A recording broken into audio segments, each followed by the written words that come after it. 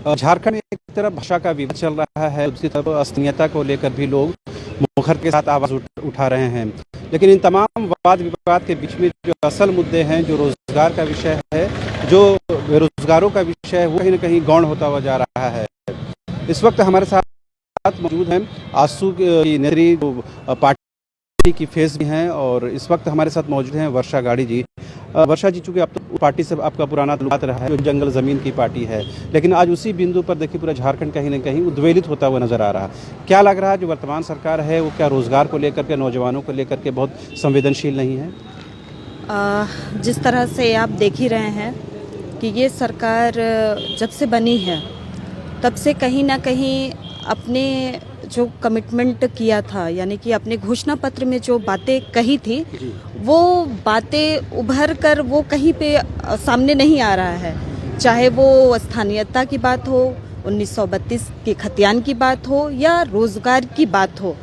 और मैं इस विषय पे जरूर खुलकर बोलूँगी, क्योंकि इस सरकार ने 2021 को नियुक्ति वर्ष की घोषणा कही थी, लेकिन इस 2021 में आपने देखा होगा कि किस तरह से युवाओं को भटकाने का प्रयास किया। उन्होंने अपने घोषणा पत्र में कहा था कि यहाँ के बेरोजगारों को, यहाँ के युवाओं को हम प्रत्येक साल 5 लाख नौकरी देंगे।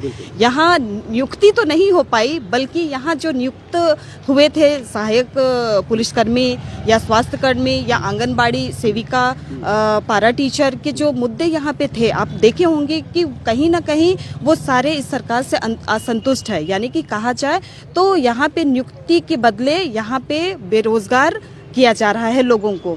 और यहाँ पे जो भाषा विवाद की जो बात आई है, आप देख रहे होंगे कि 2 साल तो ये सरकार कोरोना काल को लेकर वो समय अपना गुजार दिया। ये तीसरा सरकार का ये एजेंडा अपने आप को बचाने के लिए कि यहाँ के युवा, क्योंकि आप देख रहे होंगे कि यहाँ की भाषा और जो भोजपुरी, मगही और अंगिका को लेके जो रोड पे बेरोजगार युवक हमारे जो रोड पे आए हैं, 99% आप फुटेज देखिएगा तो वहाँ के युवक जो मतलब जिसको नौकरी करना है, अपने परिवार के लिए, अपने समाज में अपने आप को स्थापित करना है, वो आज वो लड़का पढ़ाई ना करके, रोजगार ना करके वो एक आंदोलन में जुड़ गया है। वर्षा गाड़ी जी, अगर यही जो आप बातें कह रही हैं, क्या मान लीजिए कि आप अपनी पुरानी पार्टी में होती, क्या इन मुद्दों को लेकर इसी तरह की आवाज़ आप बुलंद कर पाती? देखिए, मेरा सबसे पहले मेरा व्यक्तिगत जो पार्टी का लगाव है, मेरा पहला जो राजनीतिक स्टार्ट हुआ वो आजसू से हुआ था।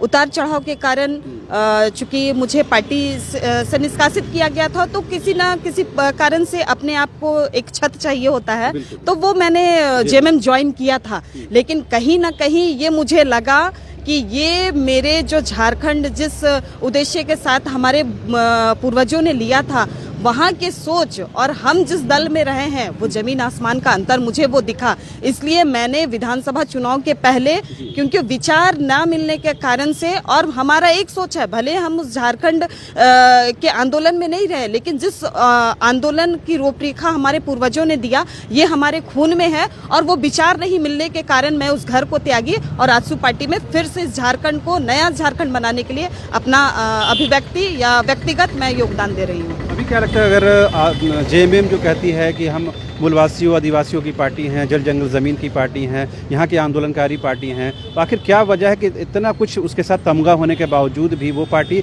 आज जो बुनियादी विषय हैं उसको लेकर पीछे हट रही है? क्या सत्ता में आने के बाद इस तरह का जो भटकाव आ जाता है इस तरह से? भटकाव तो देखिए, चूंकि मैं जेएमएम से रही हूँ तो मैं एकदम बोलने में बेबाक इस बात को बोलूँगी कि वहाँ के जो अध्यक्ष है वो अस्वस्थ रहने के कारण कभी वो अपना स्टेटमेंट नहीं दे पाते हैं। और उनके जो कार्यकारी अध्यक्ष, यानी कि उनके अभी जो पार्टी के कार्यकारी अध्यक्ष हेमंत जी बने हैं, वो ऐसे लोगों से घिरे रहते हैं जो हमारे जैसे लोग, यहाँ के आदिवासी मूलवासी के लोग, उन अपनी बातों को रखने के लिए उनके अगल बगल के लोगों से परमिशन लेना पड़ता है।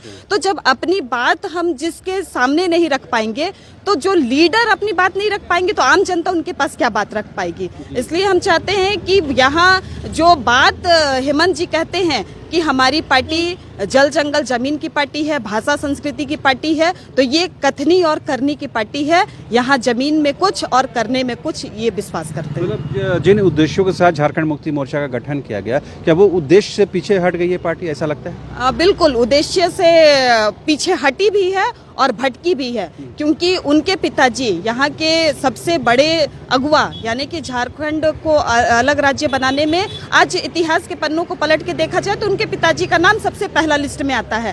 लेकिन उनका जो उद्देश्य, उनका जो सपना था, उनके पिताजी ने इस झारखंड को बनाने के लिए यहाँ के सूद साहूकारों से विमुक्त कराया। यहाँ पे शराबबंदी के लिए उन्होंने आंदोलन किया, भाषा संस्कृति के लिए उन्होंने अपना लड़ाई लड़ा। लेकिन आज उसके ही सुपुत्र कहीं ना कहीं इन विवादों में फंसते नजर आ रहे हैं। वो कहते हैं कि झारखंड का राजस्व नहीं होने के कारण हम छत्तीसगढ़ के तर्ज पे शराब बेचना चाहेंगे, और उनके पिताजी यहाँ पे शराब नहीं बेचने दें, तो हाँ उनके खिलाफ है। तो आज उन्हीं के घर में, जो अपने घर के बयान में या उनके सोच को, उनके सपनों के, उनके पिताजी के सपनों को वो जब पूरा नहीं कर पा रहे हैं, तो झारखंड की जनता को वो सपना को पूरा कभी नहीं होने देंगे। तो अब क्या लग रहा है, ये जो भाषा विवाद है या स्थानीयता का विषय है, जिससे आप लोग आरोप लगाती हैं सरकार ने प्रायोजित किया है, प्लान्ड किया, तो इससे क्या उनको राजनीतिक लाभ दिखता है? उनको लगता है कि किसी तरह से हमारा 5 साल इन विवादों को लेकर यहाँ की लड़ते झगड़ते रहे और मेरा 5 साल किसी तरह से पूरा हो जाए, बस उनकी यही प्रायोजित योजना से ये सरकार चल रही है। क्योंकि उन्हीं की सरकार के जो विधायक है, आज कल ही का स्टेटमेंट देख लीजिए, जेएमएम के विधायक लोबिन हेम्ब्रोम जी का सबसे बड़ा स्टेटमेंट आया है कि गुरुजी मेरे नेता हो सकते हैं, हेमंत जी मेरे नेता नहीं हो सकते हैं। हाँ, वो सदन के अंदर हो सकते हैं, सदन के बाहर मेरे नेता गुरुजी होंगे। देखिए, आप 1932 की बात हो, भाषा की बात हो, अमित महतो जी पूर्व विधायक हैं, उन्होंने कहा कि अगर ये बात नहीं बनती तो 20 तारीख तक हम पार्टी छोड़ देंगे। जगन्नाथ महतो उधर 1932 से खतियान को लेकर मोर्चाबंदी कर रहे हैं, तो सरकार के अंदर से भी तो इसकी आवाज़ उठी रही है। निश्चित तौर से जो सही है, जिनका ज़मीर है, जिनको झारखंड के माटी के प्रति लगाव होगा, वो उनके सरकार में रहते हुए भी अपनी बात को रखेंगे। और अगर सरकार में उनकी बातों को नहीं सुना तो आने वाले दिन में जिस तरह से अमित महतो का बयान आया है, लगातार मतलब उनके पार्टी के विधायक है या गठबंधन पार्टी के जो भी विधायक है, आने वाले दिन में उनका भी रिजल्ट लगातार आप लोगों को देखने के लिए मिलेगा। इन बिंदुओं पर लेकर देखिए तो एनडीए में भी एकरूपता नहीं दिखती है। अब जब 1932 की बात कर लें, भाषा की बात कर लें या नियोजन की बात कर लें, उसमें भी एकरूपता आप लोगों को नहीं दिखती। यही वजह कि आप लोगों को तमाम लोगों का मंतव्य जानने के लिए विवश होना पड़ा है। देखिए, कहीं ना कहीं यहाँ पे सारे अभी चूँकि हम लोगों को पार्टी की ओर से जो 81 विधायकों से मिलना था, तो आज हम लोग जिस तरह से सीपी सिंह की आवाज़ पे आए, तो उन्होंने एक बहुत बढ़िया पहल या उनका बात सामने सजेशन आया कि यहाँ पे जो भी यहाँ पे रियासी दल है या विधायक हैं या सामाजिक संगठन है, उनको एक प्लेटफॉर्म में आकर जो भी यहाँ के झारखंड के हित के लिए जो कदम उठाना होगा, जो निष्कर्ष निकलेगा, उस निष्कर्ष पे सबको मिलके एक काम करना होगा, एक मंच में आकर। तो आपने सुना किस तरह से पूर्व झामुमो नेत्री और वर्तमान में आजसू की कद्दावर नेत्री वर्षा काड़ी ने साफ तौर पर कहा कि जिन उद्देश्यों के साथ झारखंड का गठन हुआ या जिन उद्देश्यों के साथ झारखंड मुक्ति मोर्चा का गठन हुआ, उन उद्देश्यों से पार्टी भटक गई है। यही वजह है कि जल जंगल ज़मीन की बात पार्टी ने छोड़ दी है। कैमरा पर्सन हृदय के साथ रांची से न्यूज़ बाइस्कोप के लिए शहनवाज।